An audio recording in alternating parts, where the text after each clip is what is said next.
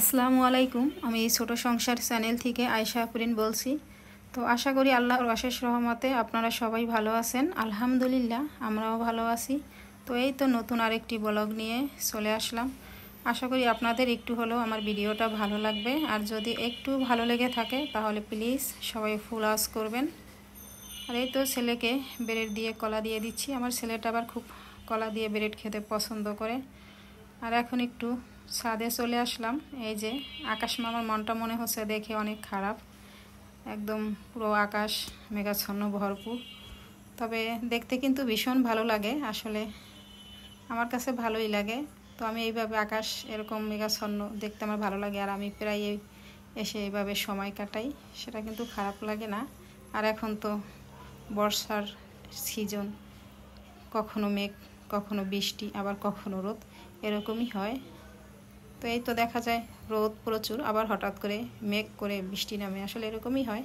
তবে হয়তো আজকে বৃষ্টি নামতে পারে দেখে মনে হচ্ছে। তো আমরা তো বাড়িতে থাকতাম যখন ছোটোবেলায়, তো বৃষ্টি হলেই উঠানে নেমে যেতাম এই সময়, আর ভিজতাম, কি মজা করে, ভালোই না লাগতো। তবে সেই সময় তো আর এখন অবশ্য নেই। আর এই তো এখন চলে আসলাম রান্না বান্নায়। তো দুপুরের জন্য আজকে রান্না করব যে ছোট মাছের চচ্চড়ি। তো সেটা আপনাদের সাথে শেয়ার করতেছি কিভাবে করব। তো আমি আজকে হাতে মাখিয়ে করব, সেজন্য এই যে পেঁয়াজ কুচি দিয়ে দিলাম, আর দিয়ে দিলাম সামান্য বাটা পেঁয়াজ, রসুন বাটা, আর আদা বাটা, আর জিরা বাটা, হলুদ মরিচের গুঁড়া। এখন তেল এড করে দিব, আর দিয়ে দিব লবণ। এরপর আমি হাতে মাখিয়ে চুলায় বসিয়ে দিব। তো আমাদের বাড়িতে দেখতাম যখন ছোট মাছ রান্না করতো, কলা পাতায় করে তারপরে চুলার উপরে তাওয়ায় দিয়ে দিত। তো সেটা খেতে আসলে অনেক মজা লাগতো। তো আমরা এখন আর কলা পাতা কোথায় পাবো, তো এইভাবেই করি। আর এই তো আমি ঝোল অ্যাড করিনি, জাস্ট সামান্য একটু দিয়ে দিলাম। তো সেটা দিয়ে আজকে এইভাবে করব, মাখা মাখা থাকবে একদম। তো এই তো হয়েই গেছে। তো আমি এ পর্যায়ে কয়েকটা কাঁচামরিচ দিয়ে দিলাম, আর একটু ধনিয়া পাতা দিয়ে দিলাম। তো এই তো হয়েছে ছোটো মাছের চচ্চড়ি। তো মাশাআল্লাহ খেতে কিন্তু, তো ওরা তো আর ছোটো মাছ খাবে না, তাই ভাবলাম ওদের জন্য একটু ভিন্নভাবে কিছু একটা করি আজকে। তো এই জন্য এই যে ডিম ভেজে নিচ্ছি, ডিম দিয়ে আলু দিয়ে একটু ভিন্ন স্টাইলে রান্না করব। দেখি এটা খেয়ে কেমন লাগে। তো এই জন্য ওদের জন্য আবার করে নিচ্ছি। আসলে মাঝে মাঝে একটু ভিন্ন কিছু ট্রাই করা উচিত। তো এই জন্য আলু দিয়ে ডিম দিয়ে রান্না করি, দেখি দিয়ে তাহলে আজকে রান্না করি। তো সেই জন্য এই যে আলুগুলো এই সাইজ করে কেটে নিলাম, আর ডিমগুলো তো ভেজেই নিলাম আগে।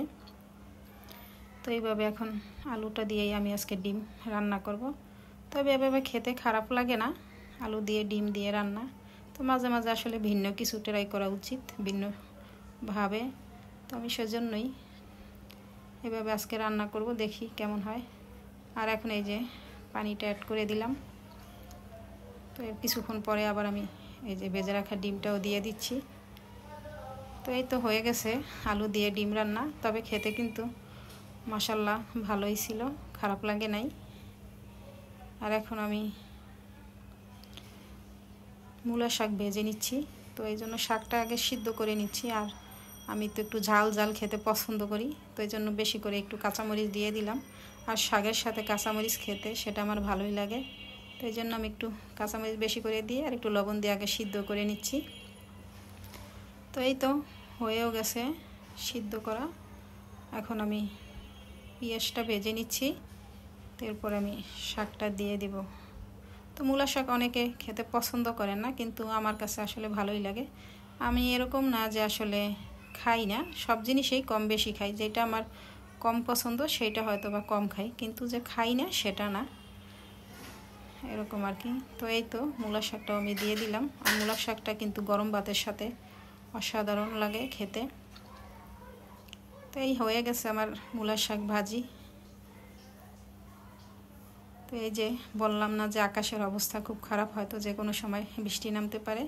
তো এই যে বৃষ্টি শুরু হয়েও গেছে অলরেডি। তো মনে চাচ্ছে যে এখন ছাদে গিয়ে ভিজি, খুবই ভালো লাগবে।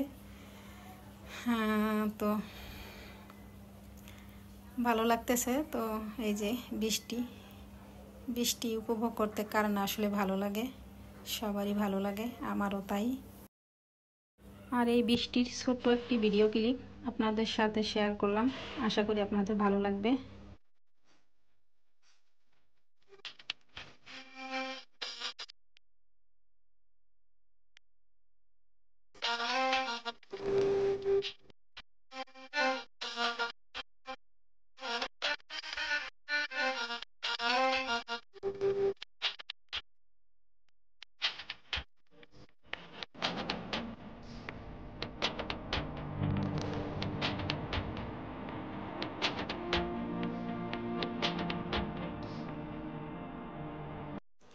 আর এই যে কতটুকু সময় বা বৃষ্টি হলো, প্রায় হয়তো বা 30 মিনিট অনুমান বৃষ্টি হলো। তার মধ্যে ছাদে পানি জমে গেছে আর রাস্তায়ও প্রচুর পানি জমে গেছে।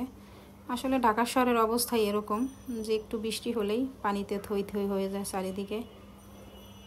তো এই যে বৃষ্টি হচ্ছে, তো আজকে হ্যাঁ বৃষ্টিতে ভিজেই গেলাম, একদম মন আর টিকলো না, চলে আসলাম। আর বৃষ্টিতে ভিজতে তো ভালোই লাগে, তো কী করবো। আর এই তো এখন এই যে প্রায় 1.5 কেজি পরিমাণ দুধ, সেটা জাল করে ছানা বের করে নিলাম। তো মেয়ে খাবে ছানা আর ছেলে খাবে মিষ্টি। আর আমরা মায়েরা তো আসলে এরকমই, ছেলে মেয়েদের ছোটো আবদার যত কষ্টই হোক পূরণ করার চেষ্টা করি। ঠিক দুইজনকে আবার 2 রকমেরই করে দিলাম। আর এই যে আমার একটু মাথাটা কেমন যেন ঘুরছে ঘুরছে মনে হচ্ছিল, তো সেই জন্য আমি আবার 2টা ডিম সিদ্ধ করে একসাথে খেয়ে নিলাম। আর ডিমটা খেলে আমি আসলে অনেক উপকার পাই, তো এই জন্য আমি সেটাই করি। তো আজ এ পর্যন্তই, আপনারা সবাই ভালো থাকবেন, সুস্থ থাকবেন। আল্লাহ হাফেজ।